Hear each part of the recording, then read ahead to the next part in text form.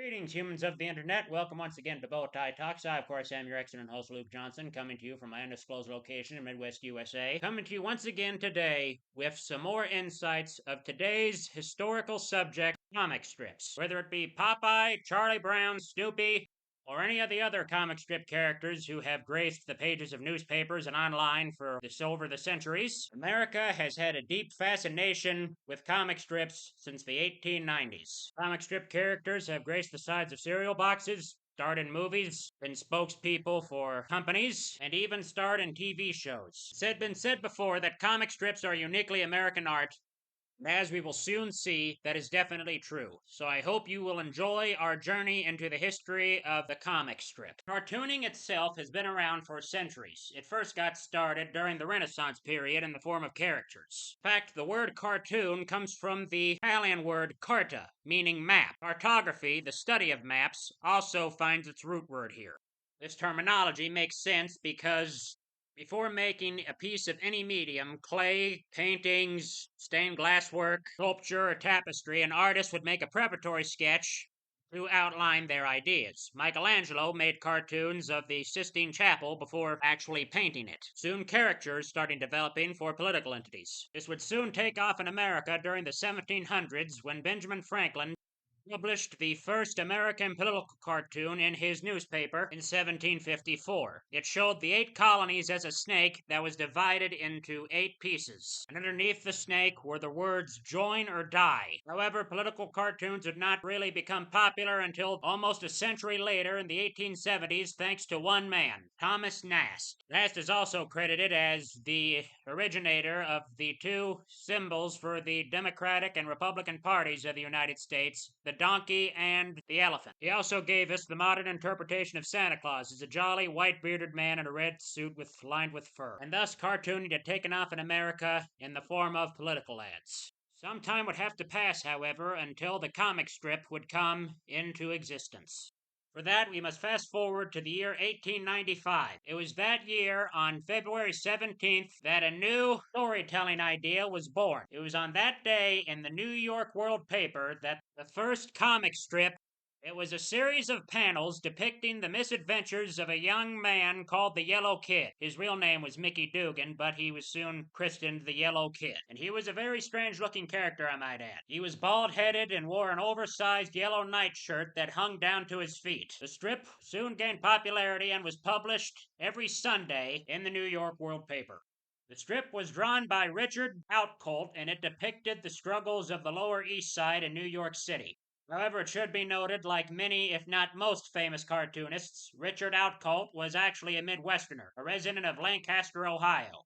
The character soon proved to be popular, and Richard Outcault moved the Yellow Kid from the New York World to William Randolph Hearst's New York Journal. And soon the Yellow Kid became the first comic strip character to be used in advertisements. Newspaper men found that they could use comic strip characters to advertise their newspapers. But it was not only newspapers the Yellow Kid was selling. The Yellow Kid could also be found on cracker tins, cigarette packs, ladies' fans, and buttons. And so the American comic strip was born, and the demand for more grew, and the newspapers were only happy to oblige. And in 1897, a new comic strip appeared in the New York Journal on December 12, 1897. Drawn by German immigrant Rudolf Dirks, Franz and Fritz, as it was originally called, soon gained a nationwide appeal and would later be renamed the Katzenjammer Kids. It featured 2 mischievous twins named Hans and also in 1897, the first comic strip reprint collection is published called The Yellow Kid and McFadden's Flats.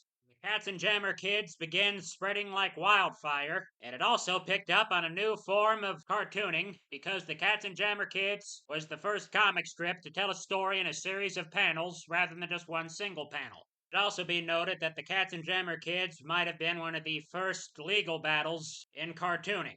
Rudolf Dirks began having trouble with the Hearst organization during 1912 and left the Hearst organization in 1914 and went on to develop a new comic strip, first Hans and Fritz, and then called The Captain and the Kids. So the 2 comic strips competed with each other until The Captain and the Kids published its final comic strip in 1979. However, it should also be noted that the Cats and Jammer Kids is still being distributed by King Features Syndicate, although the last original comic strip was published in 2006 and is thus the oldest syndicated cartoon still in syndication. Then in 1905, another comic strip, lo and behold, drawn by another Midwesterner named Windsor McKay, is published in the New York Herald. McKay was a native of Michigan, also had another claim to fame, as I will tell you about in a moment. The strip was called Little Nemo in Slumberland, and it was the first comic strip to tell a continuing story rather than being just a series of gags. And in 1911, Windsor McKay would make history again when he used Little Nemo to show the first animated film. His vaudeville audiences were absolutely amazed when they saw characters from the Little Nemo and Slumberland comic strip smoke cigars, jump, roll their eyes, and do other escapades. But later go on to create what is widely considered to be the first truly animated movie, Gertie the Dinosaur, in 1914. And in 1907, the first successful daily comic strip rather than a Sunday page was first published in the San Francisco Chronicle, drawn by Bud Fisher, a sports cartoonist, and the title is perhaps one of the best-known comic strip titles, Mutt and Jeff. Fisher copied the panel system used by Windsor McKay and Claire Briggs. Quite a square idea, if you ask me.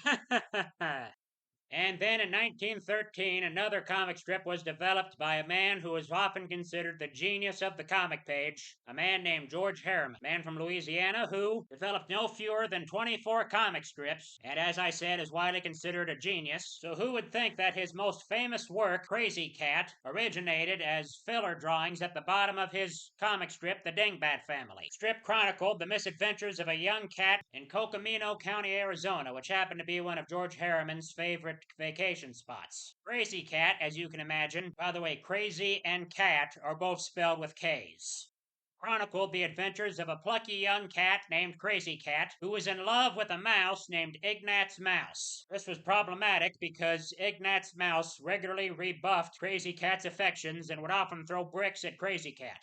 And Ignatz would in turn be jailed by Officer Pup. And it should also be noted that Crazy Cat might be one of the first comic strips to be written in dialect. Harriman was a Creole and would often incorporate Louisiana dialect in the comic strip. Instead of far, the characters would often say fur, and such would be spelled S-E-H and then be pronounced as sedge. 5 years later, in 1919, another famous comic strip, Gasoline Alley, was born. Drawn by Frank King, it is one of the first comic strips that had the characters in it age over time rather than staying the same age year after year. Also in 1919, a 25-year-old from Chester, Illinois would have his comic strip published. It was called Thimble Theater, drawn by E.C. Seeger, and it was a parody of melodramas, and it showed the adventures and escapades of a young lady named Olive Oil and her boyfriend, Ham Gravy. Sounds like a recipe for a good time. Some 10 years later, a new character would be added to Thimble Theater who would go on to become the main character, Popeye. That's right, Olive Oil appeared in the comic strip 10 years before Popeye. And did some of you out there know that Popeye originally did not get his strength from eating spinach? Originally, the one-eyed sailor got his strength from rubbing the head of a magic chicken. Spinach was brought in later to encourage young children to eat their vegetables, and also the character of Popeye was toned down a bit to lighten the escapades because the syndicate editors were afraid that children might imitate the escapades of Popeye. And in 1933, a new cartoon would air for the first time, Blondie.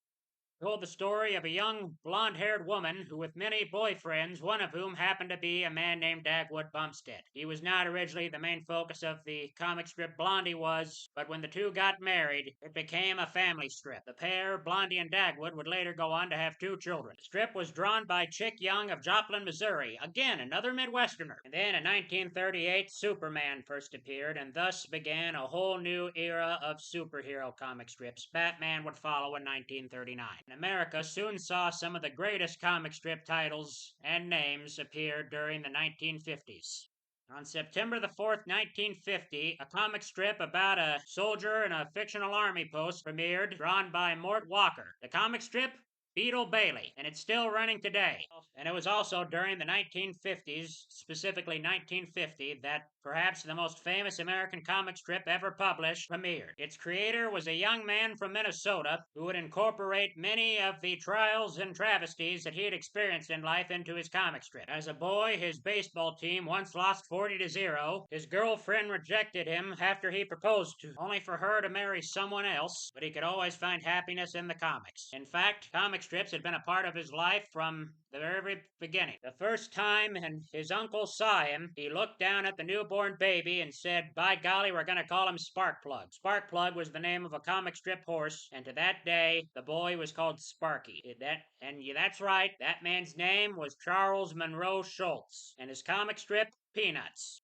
I may get a bit long-winded during this last section because Peanuts happens to be my favorite comic strip, so please bear with me. But I can do it because, dang it, it's my podcast. As a boy, young Sparky would read the comics with his father and decided early on he wanted to be a cartoonist. He soon found himself taking correspondence classes in drawings when he was in his 20s. However, it would be put on the back burner because he was drafted during the Second World War and went to serve in the machine gun battalion.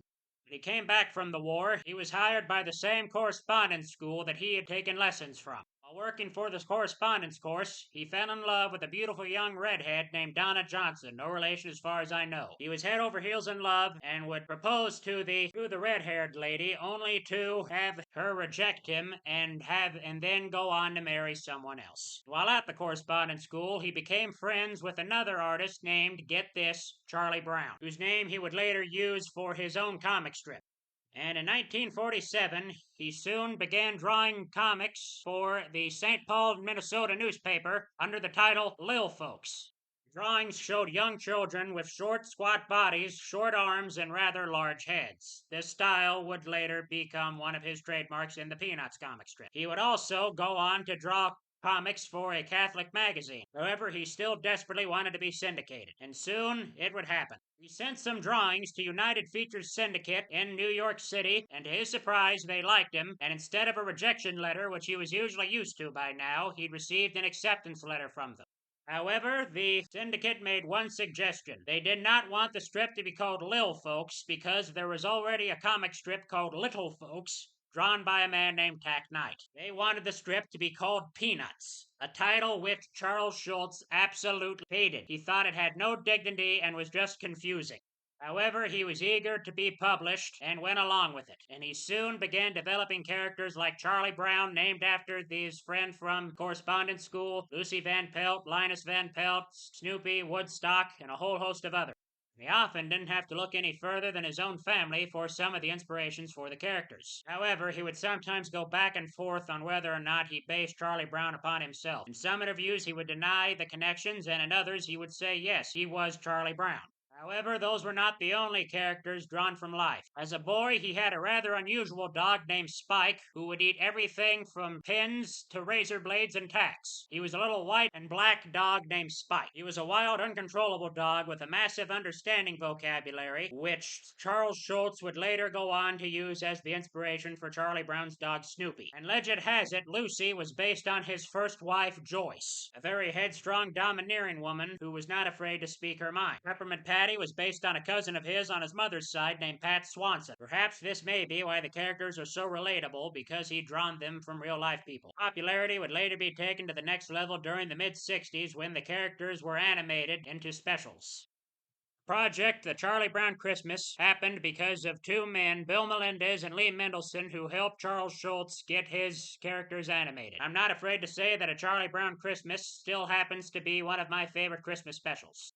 And to the best of my knowledge, it was also the first time an animated character quoted directly from the Bible, something which Schultz had to fight tooth and nail to do. The people at CBS did not want him to do it, but he did it, and that's one of the many reasons that I admire Charles Monroe Schultz. Great man with a great story. Well, that about wraps up our time today for Bowtie Talks. I, of course, have been your excellent host, Luke Johnson. I've hoped that you've enjoyed our journey into the history of American comic strips. Goodbye, and God bless.